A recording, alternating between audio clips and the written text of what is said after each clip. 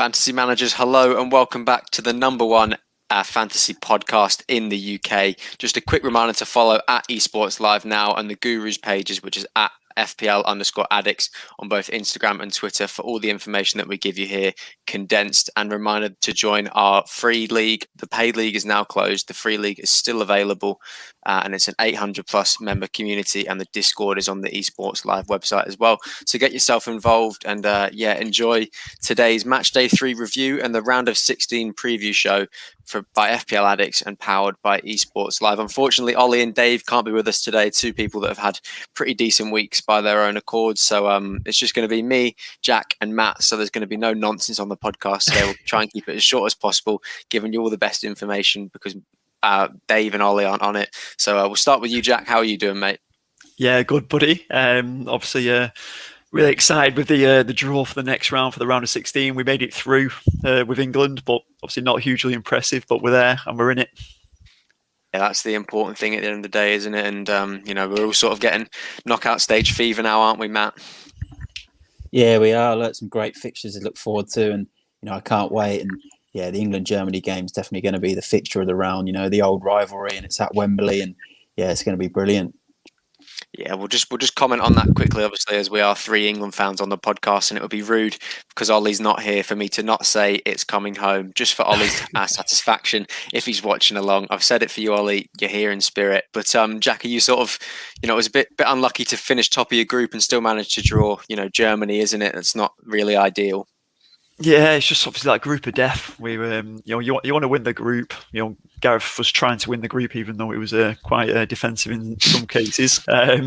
But we finished top with that 7 points. Fantastic. You want to go out there and win, and obviously we're just unlucky that we've got matched up with that group of death. And France, Germany, Portugal, any of them. You don't want any of them, do you? But it's Germany's the one, and I think it's going to be an exciting to.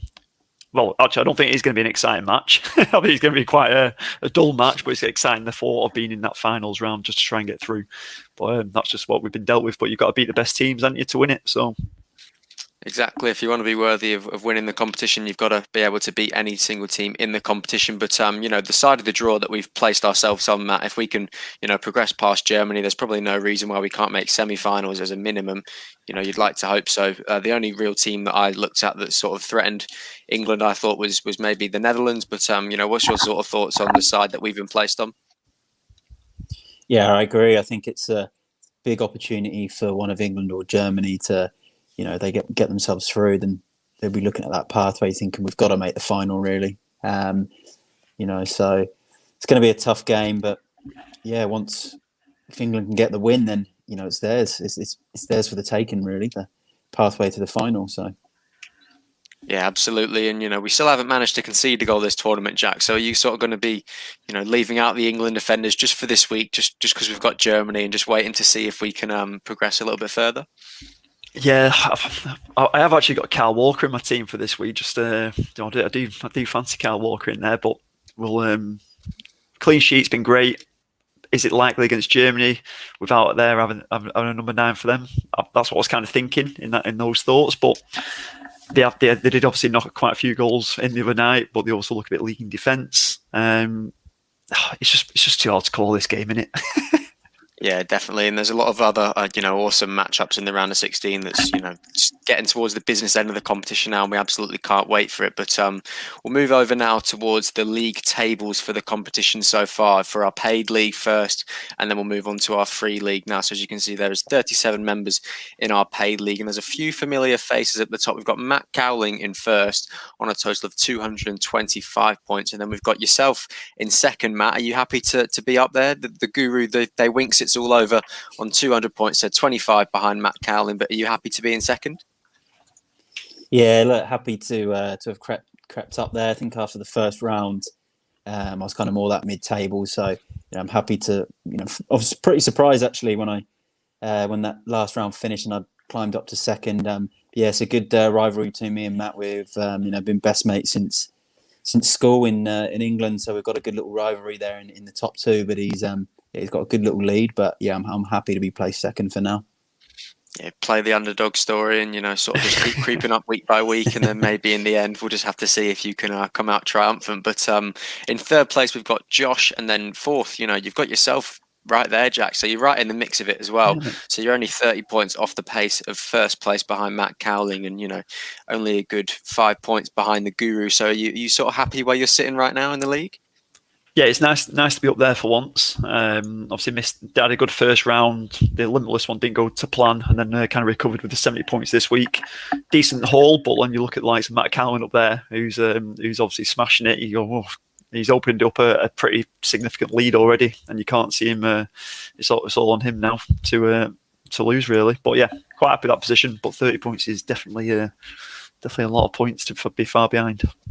Yeah, absolutely. But you can always make that up. And then joint in fourth with you is actually our manager of the week for match day 2, who managed to win the playoff match, we'll call it, against Leo Bryan. Yeah. So big congratulations to Marko Skokic for that. He's obviously gets the reward for the week, and it's worth mentioning as we're talking about that as a big congratulations to our man Chris Reed, who managed to come away with the match day 3 performer of the week, the highest points total in our paid league, which certainly shocked me. I didn't even see that he was having a blind of a week, and it sort of just crept up on me, and then it was all over our socials over on Instagram and Twitter. So massive congratulations to you, Chris, and maybe it's time we start listening to him a little bit more, Jack. Do you reckon?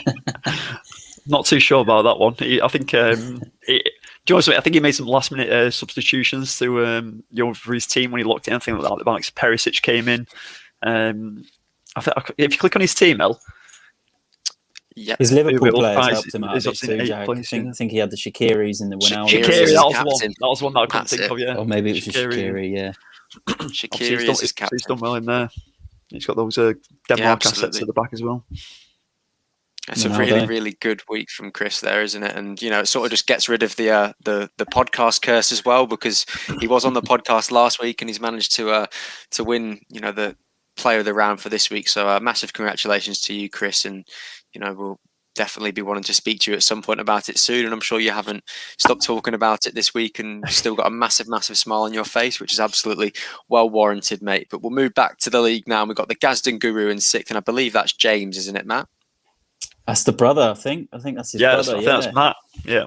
Is it Matt? Wow, okay. Yeah, it's Matt. So he's managed to overtake James. I think James had a good lead over him at the start of the match day, and then so Matt Gazden's managed to fly up, and he was quite worried. He was messaging me before the start of this round. He was pretty worried. His team wasn't in a good shape, and he's managed to recover well, and he's got himself right up in the mix. So he's definitely one to watch out for.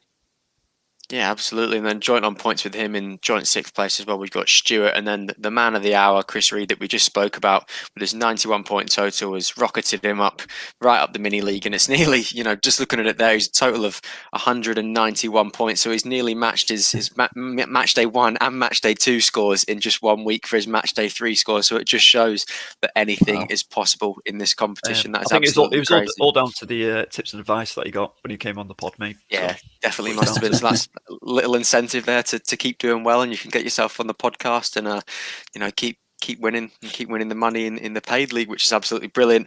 And then to round it off, we've got Kieran in 9th, then we've got Martin in 10th for the paid league, which is absolutely brilliant. As you can see, it's getting really close up the top. It's getting really competitive, and thanks again to everybody that's involved so far. And it should be a proper photo finish as we move on into the knockout stages now. But that was the paid league.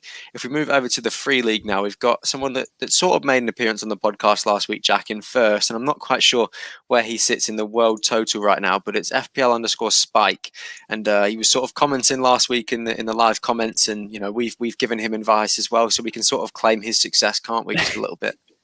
So it's good to have him obviously contributing on watching with us. I'm sure he'll pop up at some point on the with the comments.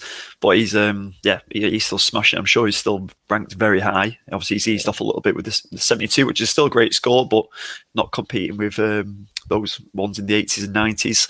So he would have dropped off slightly, but he's still looking good in there. Yeah, absolutely. And then in second place and joint second, we're not quite sure what his name is, but we've got You Never Walk Alone in one of the places, and then Akafizad in the other second place. Matt Cowling is in fourth, who is obviously the top of our paid league. And then we've got Mohammed Omar in fifth, Diam Nassim in sixth, FPL Saf in seventh, which, you'd probably be quite delighted with that name, Jack, wouldn't you? Who's that? FPL Saf? FPL Saf, FPL Sir Alex Ferguson, mate. So he's definitely warranting that title at the minute, wouldn't he? Definitely warranting Very good, that mate. title. Very good. Yeah, but listen, I didn't click onto that one then, but yeah, fun. That's great work. Go on, Fergie. Yeah, that's absolutely brilliant, and that sort of just rounds out the top sort of places in the free league. So yeah, as we can see, Matt, it's getting really competitive up the top in both of those leagues, isn't it? A lot of high point scorers. We've got one of the top players in Australia in the free league at the minute. So who knows why he hasn't entered the paid league, because that would just be free money for him, wouldn't it? Oh yeah, he's done brilliant as FPL Spike, and Matt Cowling as well in the paid league. Hats off to both of them. They're actually both. So I had a look at the ranks. Matt Cowling's in the top 1,000 in the world at the moment. So that's phenomenal, really. And FPL Spike is in this sort of top 250 range. So it's just shows the standard of our leagues. We've got players in the top 1,000 in the world, and yeah, it's brilliant to see. Yeah, it's absolutely brilliant. And what we will do just really quickly as well, as we will show where the boys on the podcast sit in their respective places in our little FPL Addicts podcast mini, which has only got 5 members. And of course, Ollie is in last place, and I'm allowed to give him crap, even though he's on the joint most points with me, because he's not on tonight. So I said that to him. I said, I'm still going to give you crap no matter what. So we're both on 172 points, but obviously he's in 5th. And I'm in 4th according to that league table there. So in order of placements, Ollie is still beneath me, so it's a win in my eyes. Dave is in 3rd after his 82-point week, which is absolutely brilliant from him as well. Really nice bounce back. Yeah. He's smashed it this week. We won't probably review his team, but hats off to you as well, Dave, because that's an absolutely insane score. And then Jack, you're sitting in 2nd, as we mentioned before, just 5 points off the pace of the Guru. Are you getting a little bit worried, Matt, that Jack's going to catch you? Yeah, it's a tough one. I think, it's not much. There's not much of a gap. I'm probably a bit worried. Like Jack's starting to, he's building up his knowledge now of fantasy football. He's had a year on the FBL last year. He made his mistakes. He had his highs, he had his lows, and now he's starting to kind of learn a bit more. So yeah, I am worried. I think he's hot on my heels. So worried. Slightly worried, not overly worried, but I'm shaking worried through the screen, Guru. Reminds me of the draft league already, boys, with the mind games each week. Yeah, it is very similar to draft. When you'd be battling that out at the top of the league. But we'll get onto your team now, Matt, because as we can see there, consistent mid to high 60s in every single week so far definitely warrants you being top of the league. But we can see on the screen where most of the points are. But for the people that are listening at home, do you want to sort of just review your team for match day 3 for us? Yeah, look, I'll start off just with on the first night I had the double up on the Italian defence, and I actually I was woken up about an hour before kickoff by my dog for the Italian game. He jumps up on the bed, and I think it was a sign, and I was able to actually go on there and check the lineup for the Italian game and put in that Italian defender that I've got there, Torre, I think his name is. He's got 6 points, so that worked out quite well for me. And then Donnarumma in goal, so I got the double up there with Italy.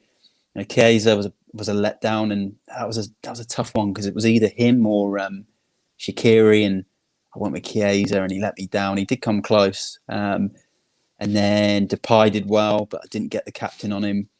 Obviously, had the Swiss striker in there as well, who was unlucky not to score. Yarmolenko was a bit of a letdown, but there's some good points in there still. Vermaelen was really good. Martinez said he was going to get the start. As soon as I saw that, I thought, Belgium defender in at 5 million, and he was actually unlucky not to get the goal. It hit the bar and then it come off the keeper. So yeah, pretty happy with that one. Jordi Alba, 9 points. Was really happy with him. He was always in there from the start as well. And then Havertz, I actually made that captain change on pretty much the last couple of hours before deadline. It was on De Bruyne, and I was like, do I want to lose this assist? There's really fine margins in this comp without bonus points, and I thought, I'm doing it. Havertz has been a huge goal threat and looks like he's going to score in every fixture he's played pretty much, and I thought, I'm doing it. And then it paid off. So yeah, pretty happy, but just a couple of disappointments with Chiesa and not having Shaqiri in there was and even Perisic was someone that I really was talking up. I think I was talking him up a lot to Jack as well. Some of our chats, so a bit disappointed not having them, but yeah, happy with that. Yeah, absolutely. And, you spoke a lot about Kai Havertz there as being a goal threat. Fingers crossed he isn't a goal threat for their game this week. But we do have confirmation there from Matt that the first thing that when he thinks about when he wakes up, no matter what time of day it is fantasy Premier League, fantasy Euro, no matter what it is, it's always on his mind. So hats off to you, mate. That's well warranted points there, absolutely, because of that. So you would have been absolutely delighted with the Italy double up there. Are they going to be something that we probably see continue? They've got a decently favourable fixture to Austria this week, so you're going to sort of be sticking with Italy. Yeah, like in Italy, I think they're so strong at the back, but this comp they've shown that they're really strong going forward as well. So I think you could do the double up in defence, or you could even look at the striker, midfield, and one defender, because they look like they're going to score goals for fun in all their games. So, yeah, but definitely a team I'm going to stick with, for sure.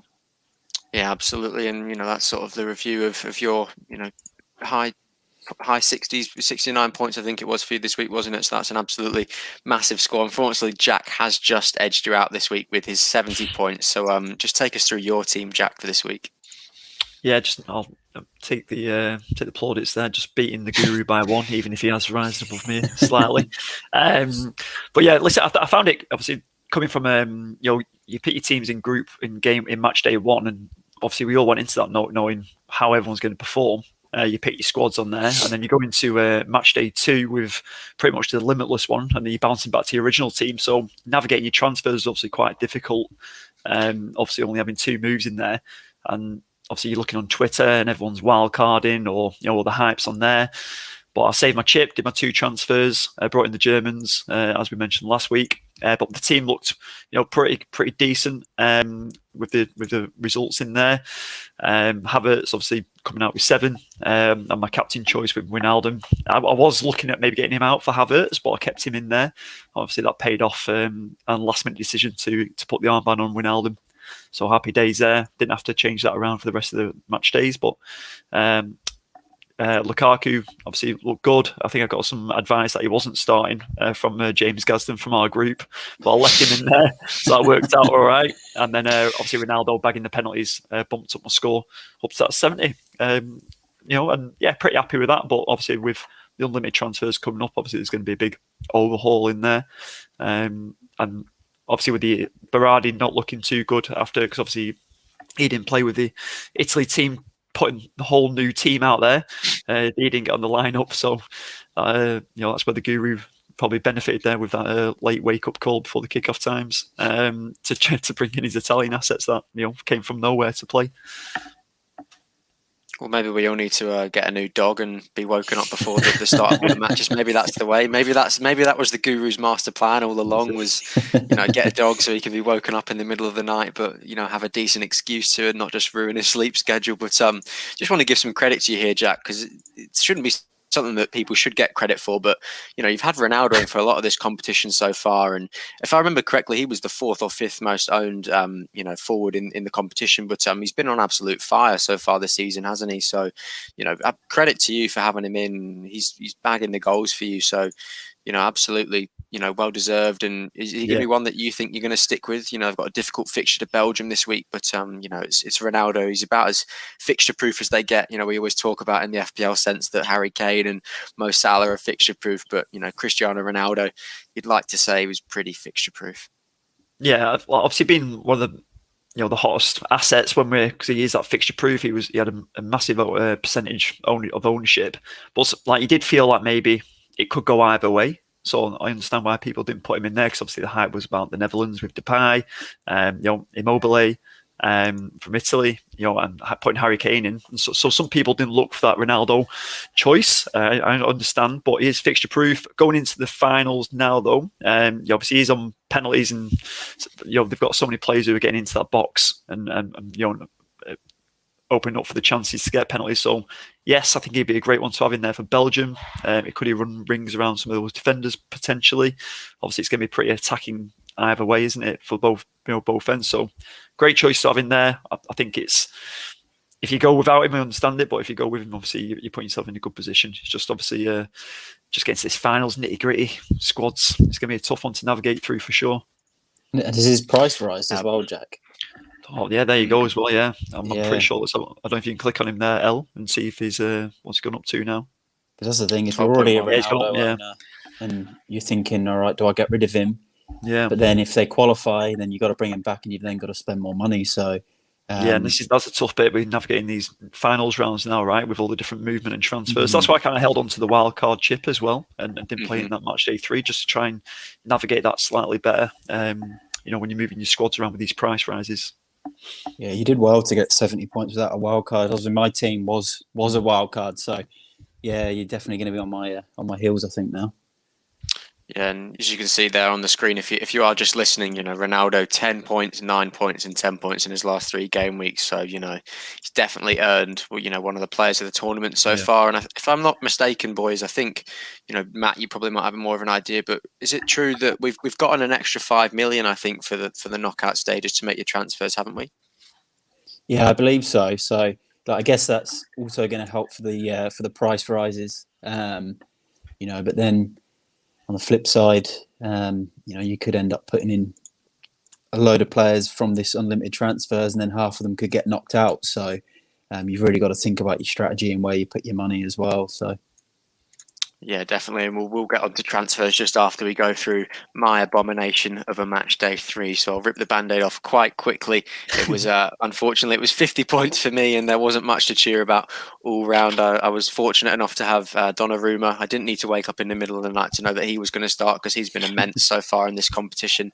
So he was, you know, one of the only returners for me. Kyle Walker and Jason Denayer as well got me both a clean sheet, and Pau Torres got the assist for a goal. I think he was quite unlucky not to be awarded the goal, but did go down as an own goal in the end, I think, which is fair enough. And then I did stick with Grealish because, you know, there was a lot of rumours that he was going to start, and you know, he was brilliant when he played, and you know, you could see as soon as he came off, England just didn't really look the same. But he managed to get the assist for Raheem Sterling's goal, which was absolutely brilliant. But it was unfortunate that, you know, Harry Kane was unable to return again. He did manage a shot on target this time, so it's slow and steady progress, and I'm sure he'll be keen to get among the goals against Germany, because you know, he's probably not really endured this much of a drought in an England shirt, I'd imagine. So yeah, fingers crossed for him. He's not going to be going in my team, unfortunately. I'm sort of a bit fed up with him now, so wouldn't surprise me if he goes and bags a hat trick against the Germans. But we'll just have to see with that one. And then the only other thing to cheer about for me was Lukaku as my captain, 6 points. Doubled to 12, and that was really about it. Mbappe with his first return as well, with the penalty that he won, which probably, you know, was a little bit controversial. There was a lot of controversial penalties in that game, but he did manage to finally return. So, you know, I'm sure Reedy would have been very happy with that one as well. He's, you know, one of his favourite players, I think, by the way that he talks about him. So yeah, that was my 50-point week. A couple of them in your team there, El. Obviously, you've got Bruno in there. Obviously, you know, I'm a big fan of Bruno Fernandes, but how are you feeling about him? If, you know, for those people, those managers that own him going forward, obviously after being, you know, he didn't play in that 3rd game. He came as a sub, right? I think in that 70th minute to try and get the winner. How are you feeling about him going forward? Well, if you watched the podcast last week, you'll know that I did talk about making 2 transfers, Gini Wijnaldum and Denzel Dumfries. But unfortunately, me being the idiot that I am, forgot to hit confirm. And I'll never ever make that mistake again, because I'm pretty confident that I would have given Gini the armband as well. So a little bit upsetting with that one. But, you know, it's you live and you learn. And if I make the mistake now, I probably won't make it later on again. But yeah, Bruno just doesn't really look all that there this competition so far. He's not the shining light in the team as he is at Man United. I think Ronaldo sort of takes a little bit off him for there. So you know, there's other people around him that are going to get the goals and the assists a little bit more often. So yeah, I wouldn't really back him as well. He's quite highly priced, 10.5 million. So yeah, he's probably not one that I'm going to be looking at. But you know. And what about and then what about with Mbappe? Obviously, he's not been, you know, as prolific as what everyone was hoping to see. What are you feeling about him going forward? Well, we'll move on to my team so far for what we've got for the round of 16, and he has been replaced with Karim Benzema, who he really, really impressed me against against Portugal. You know, he got 2 goals, and you know he's a lot cheaper than Mbappe. So yeah, he's definitely one that was on my radar, and I'm backing him. He was on penalty duty, so you know it's always the penalty players that are, you know, really valuable in these sort of fantasy leagues, and then the quadruple up on the Italy assets now, because you can have more than 3. Gone with Immobile, Berardi, Spinazzola, and Donnarumma, and I'm hoping for all the best from them. As you know, Austria, Italy, you'd probably expect for them to be able to get over the line with their fixture against Austria there, and you know, the triple up with the Netherlands, Depay, Wijnaldum, and Dumfries, 2 of the players that I should have had in for this week, but of course forgot to hit confirm. So you know, again, hoping for big things against them. For their fixture against the Czech Republic, and you know, as you can see, it's sort of a team that's based around you know, sort of the teams that I think are going to manage to progress just a little bit further in the competition as well, which I think, you know, isn't a bad strategy to go with. But yeah, that's sort of my team, and then the bench is heavily stacked. We've got the Netherlands goalkeeper who's getting minutes, and then Varane, Kimpembe, and Yarmolenko, and they'll just sort of be interchanged if people end up blanking. But yeah, what sort of transfers are we thinking for this week then, boys? I know, you know, Jack, you obviously aren't. No one's playing their wild card this week because you get unlimited transfers, so it's basically like a free wild card. But is there anyone that you've got your eye on in particular? I think it's pretty similar to yours, to be fair, El. I think a lot of these teams with this opportunity to have this kind of like free wild card sort of thing, these template teams are popping up with the, you know, around the countries that everyone feels are going to progress. I've gone same goalkeepers, got Donnarumma in there and Stekelenburg. You know, Berardi from Italy, Gini Wijnaldum. I've actually put Kevin De Bruyne in at the moment. I might change it later on. You know, he's one of them because he's obviously pretty pricey. But you know, is he a player who's going to step up? Yes, I think he's obviously going to do well against Portugal. And is he, you know, someone who's going to carry on through the rest of the tournament? You know, for at least another round or 2. I think he's got the, you know, he's a good asset to have. But I've had to go for a cheap midfielder. We just mentioned it before the pod, Højbjerg from Denmark. You know, he's had 3 assists already. I think he's a good asset to look at, especially if you're just trying to squeeze everything you can out of that remaining budget. So he's at 5.5. I've also looked at Forsberg for Sweden. You know, against the Ukraine. You know, I think he's a good player to have a look at. It's obviously going to be, I think it's going to be a pretty tight game, that. But Forsberg obviously someone who's on form. He's someone who's going to make a difference. You know, left foot and right foot. You know, great attacking returns already from him. So I think he's a good one to have a look at. I've gone Immobile up top with Depay, and I've got Benzema on the bench. So I'm going down that Mbappe kind of route and pied him off now. And Benzema's the one for me. I think I've got Kyle Walker in there as well. You know, opportunity to get another clean sheet for England potentially. So if my other assets don't work out at the back, I'll bring him in. But I've pretty much lined up the same as you. You know, with the Italian asset, Spinazzola, Meunier from Belgium, Mahal from Denmark, and Dumfries from the Netherlands, not from Dumfries. Yeah, absolutely, and that, you know, it sounds similar, but you know, that's what you're going to get as soon as the amount of nations in the competition starts to depreciate by the week. So you know, that's probably expected, but you know, it sounds like you've got a really strong lineup going into your round of 16. But what about you, Matt? I know you said you haven't made any transfers as of now. We know that you like to keep it quite late under a little bit of pressure, and it pays off for you majority of the time anyway. So is there anyone that you've got your eye on? Yeah, look, I think my strategy is going to be trying to pick. I don't want to go too hard on too many countries in case there is a shock or a team gets knocked out. So I'm going to try and balance my team out. So, you know, I've got most of it that's going to be able to play in the next round. Because, you know, if I end up putting in 3 players from one country, 3 from another, 3 from another, and then each one of those countries gets knocked out, I've got 5 transfers in the next round, and, you know, that's 9 players gone. So I think I'm going to keep an eye on that part. In terms of players, I'm going to be looking at the big players for the big moments. So, you know, Mbappe's on my radar. You know, Ronaldo's on my radar.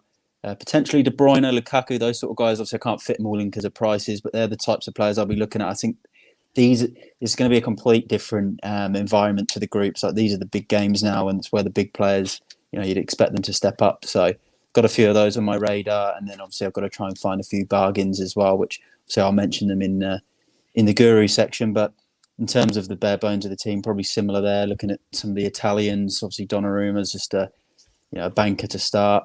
You've got your Depays in there. I think a lot of people are going to have him. There's going to be a lot of sort of template stuff. So I think for me, it's going to find a few premiums, big game players that I think are going to rise to the occasion. And then probably some of the template type of stuff still into here that you have as well. But Bale was someone I like too, but I'm not too sure if I've got it in. As much as I love him, I don't know if I've got it in me to put him in for this one with Denmark having a home game with their crowd. But he's a very good international player as well. So it's going to be similar to this, but I'm probably going to look a bit more at some of the real big guns like your Mbappe's, Ronaldo's, and that type of thing. I think they're going to be the ones that step up and put their countries through.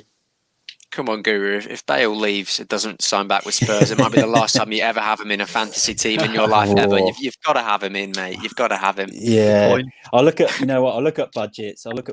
If I can fit him in. That's you could turn my head there. That's that's all that's it a good takes. way of putting it. Look, otherwise, I'm going to have to play. If he stays at Real Madrid for a season, I have to play the La Liga Fantasy League or the Champions League Fantasy League next year or something. But look, you might have swayed me there, but I'll see how I'm going in terms of budget. Obviously, there's this extra 5 million, so it could help me out. But I guess big again. He does fit the strategy. A big game player, big moments. We've seen him do it plenty of times in his career. When it's a big game and he steps up with a wonder goal. So. Yeah, might have twisted my arm there. Yeah, the only issue, as you say, is that he's quite expensive. So we'll just have to wait and see. And we'll obviously review our teams next week. So that wraps up the team review and the team preview for next week.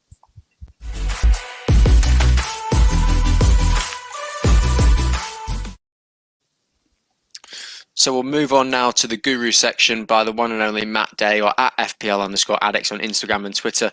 And remember, if you're not in the Discord server, head to www.e-sportslive.now.com.au/FPL addicts for the link to the Discord server where you can get direct access to the Guru and he can help you out no matter what the time of day is, clearly, because his dog's having him up. So he's, available 24 hours a day for Euro fantasy advice. But we'll let you get into it now, Matt. You've got your ones to watch for the round of 16, your captain picks and your curveball captain. So take it away, mate.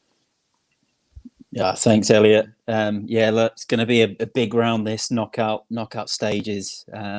This is where the big guns step up, and I am going to start. I know we just sort of had a bit of a debate about Gareth Bale, but he's actually on one of my ones to watch anyway.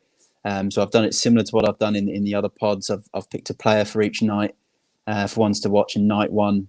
Bale v Denmark. Big game player, big moments. On all the set pieces, free kicks, penalties. That probably doesn't excite us so much because he did miss that penalty in round 2. But I've put him on ones to watch for the first night of games, and then moving on to day 2, I'm actually going to go with a Belgian player against Portugal. I think it's going to be an open game. Portugal have let a lot of goals in this tournament, so I think Belgium attackers are going to be good value. And I've gone for Hazard, and it's not Eden Hazard; it's actually his brother. Thorgan Hazard, who every game he's played in 2 match weeks, and he's looked brilliant in both. He grabbed a goal in match week 2 as well. Match week 1, he was unlucky not to score and get an assist as well. I think he was involved in a couple of the disallowed goals in that one too. And really good player, differential bargain as well, like really cheap fee. So one to watch on night 2. And then on the next night of games, I'm going to pick a French player against Switzerland. And he's someone I've picked in the previous game weeks. It's going to be Paul Pogba against Switzerland. So I'm not sure if everyone saw their game against Portugal, which obviously was a cracking game. I'm sure most people did watch it. He nearly scored just this absolute stunner at the end. It was just so close. And Rui Patricio got his hand to it. And, Pogba's just getting in all the right areas. He's getting a lot of shots on goal. Obviously, he's got Kante, doing all the work behind him, and he's got a bit of a free role in this French side. And I think he's really definitely one to look at in that midfield against Switzerland. And I think everyone will have a lot of their money tied in the French forwards and the defenders, and Pogba's definitely going to fly under that radar as a differential. And then moving on to night 4, obviously I looked at the England-Germany game and the Sweden-Ukraine game, and it was just tough. I wanted to pick an England player, but I just couldn't really find anyone that I thought, could fit. And same as Germany, so I've gone with the Sweden-Ukraine game. I'm actually going to go with the goalkeeper for Sweden, and Olsen. he's picked up some good points so far in this tournament. He got a 7-pointer recently as well. We got some save points. They look quite resolute at the back too, Sweden. So, really liking him. And that wraps up my my ones to watch and differentials for the round. Yeah, I like that choice of Olsen there. Ukraine and Sweden. I think a lot of people are probably not paying as much attention to that game as they possibly should be. It's definitely got the potential to be a brilliant game. So it's going to be interesting. As you mentioned, Sweden have been very, very decent. So it'll just be a little bit interesting. But we will move on now to your captain pick. So I take it away, mate.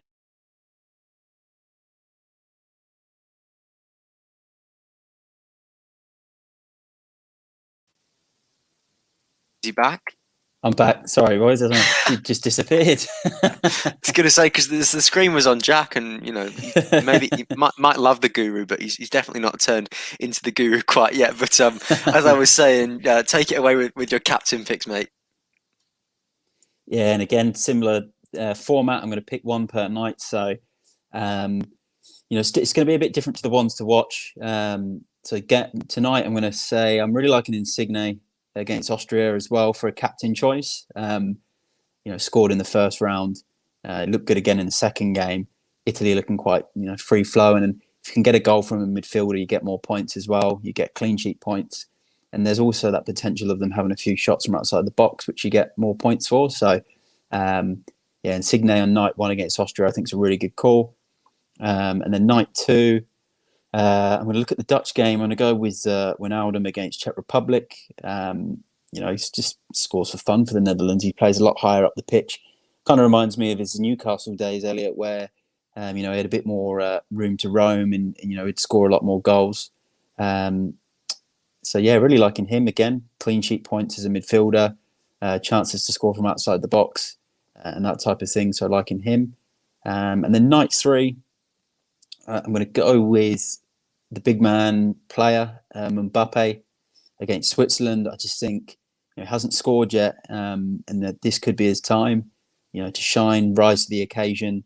Kind of like in the last World Cup where he did, bag quite a few goals in the knockout rounds. I remember the France-Argentina game where he was just phenomenal, and I feel like this is Mbappe's time to shine. And then night four, this is going to be a controversial one on the podcast because I did say before, couldn't quite pick a differential for for the England-Germany game, but I think I can pick a player who isn't quite a differential. Someone that could be in a few teams. It's going to be a German, and it is going to be Havertz against England as a captain choice. I think if you've got him in your team, you've not hit a captain on any of the other nights, then he's definitely a captain choice. Just getting in all the right positions. Obviously, Germany don't have a number 9, like Jack mentioned, and he's just getting in those 6-yard box. He's getting his head on things. He's just getting on the end of stuff. And I think England obviously kept it tight, but I do think Germany will score. And I think if they do, it will be that man Havertz. Obviously, he plays in the Premier League. He's playing against a few of his colleagues as well, and you just sometimes get that in the England games where someone from the Premier League comes in and scores. So I think if you're on the last night and you're kind of desperate for a captain and you've got Havertz, then I actually don't think he's a bad shout, unfortunately. Yeah, as much as we hate to say it, but it's obviously it's Chris Reed saying there, traitor with a couple exclamation marks. It's it's a very valid choice in my opinion as well, because it's London where he's going to be playing. It's not a new stadium. He knows Wembley well. He's played there this season quite recently as well. So he's definitely going to be an interesting choice, and he's doing the business for Germany at the minute. So as much as it might be a traitor thing to do, it's definitely a valid option for all the non-England fans out there. But it might be a little bit mutinous for an England fan to stick the armband on a German player. But you've gone with your regular captains for each day. But have you got a curveball captain for us, Matt? Yeah, look, I do, and I'm going to go with a player that we touched on him briefly on the pod when we were looking through some of our teams. I think he was in Jack's team. It's going to be Berardi from Italy. Curveball just because obviously he's had a great tournament so far, but now we're looking at Italians. We're talking about Immobile. We're talking about their defence, their goalkeeper, but this guy's been getting in all the right positions. He's been getting assists. He's been getting shots on goal. I do feel like he is due. He's due a goal. He's due a bit of a haul, and this could be the game for him. And I think as a curveball, he's a good shout. Yeah, absolutely. He's not the most expensive. A lot of people went into this competition with their eyes on Chiesa, but the Jack, definitely the Jack swaying me in the first week to go Berardi instead of him definitely helped me out, and he's helped a lot of managers out this season with his his two. I think he's got 2 assists in the competition so far. But as you say, if you've watched the matches where Italy have played, he's been in all the right places to get the massive point hauls. So he's probably definitely due a massive haul at some point. And I will just ask you, Matt, I'm not quite sure if you have prepared any teams to back, but even if you haven't, do you have any off the top of your head that you can just list out for us? Yeah, I think Italy. They've won all their games. They look good. Obviously, it's different because obviously we're in the knockouts now, and it does change everything. But if we're thinking about the obvious, I think Italy, Netherlands. They've won all their games as well. Managed to rest a couple of players in their last game, and they've had a good break until this next game. So I'd probably say the Dutch. And then as a third team, I've got to pick France against Switzerland. They're the world champions. You'd probably look at those 3 fixtures and those 3 teams as there's teams that are probably stronger. So yeah, Italy against Italy against Austria. Is it Italy Austria? It's Italy Austria. Yes, it is. Italy Austria. Sorry, and Holland against the Czech Republic, and French against the Swiss. I think they're the 3 standout games, but yeah, I'd probably say they're the ones you want to look at backing. But again, it could be shocks. We've seen it before, but yeah, if I'm backing the obvious, it'll be those 3. Yeah, absolutely. And that is the beauty of knockout competitions, and it's also the beauty of still having your wild card to play. For some managers, they can maybe afford to take a couple of risks this week and then just amend those knockouts in the next week. But thank you very much, Matt. That wraps up the guru section.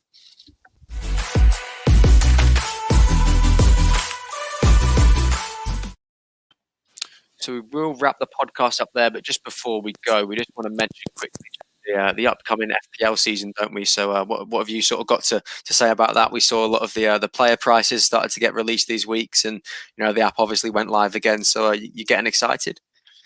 Oh my goodness! I think Twitter nearly broke when that went live. It was going crazy. I know the website crashed a couple of times. People wanting to only create the teams and get their favorite assets in straight away. But it looks like we are back. The app is live, as you said. We've created a couple of draft teams already, and obviously Esports Live and FPL Addicts are getting ready to launch our new format, ready for the new season.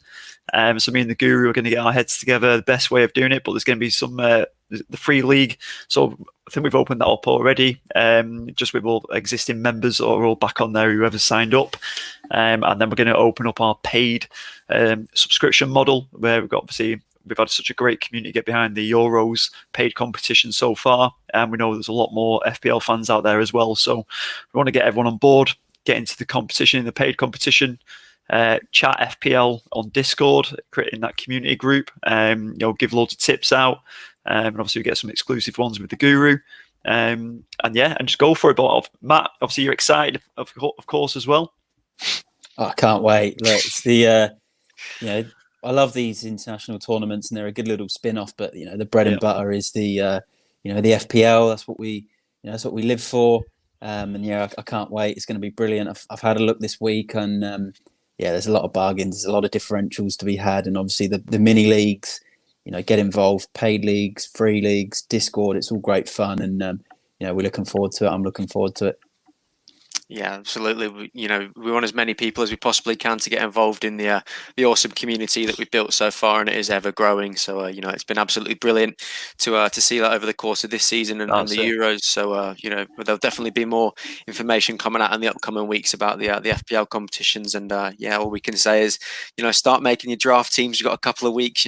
Don't take your foot off the pedal for your Euro fantasy teams. But we'll be making a preview pod soon, I'm sure. Now that all the players have been released and the prices and the fixtures, it's all ready to go. But it's focus on the Euros for now, and then keep the FPL on the side, and then we'll definitely be back soon for the bread and butter, as Matt called it, for the FPL podcast. But as James Gaston says there, it's coming home. What a brilliant way to end the podcast, mate. Thank you very much for saying that, because I was going to say it myself anyway. But we hope you've enjoyed the podcast today. May all your Euro fantasy dreams come true for the round of 16. Take care, stay safe. It's coming home. Goodbye for now.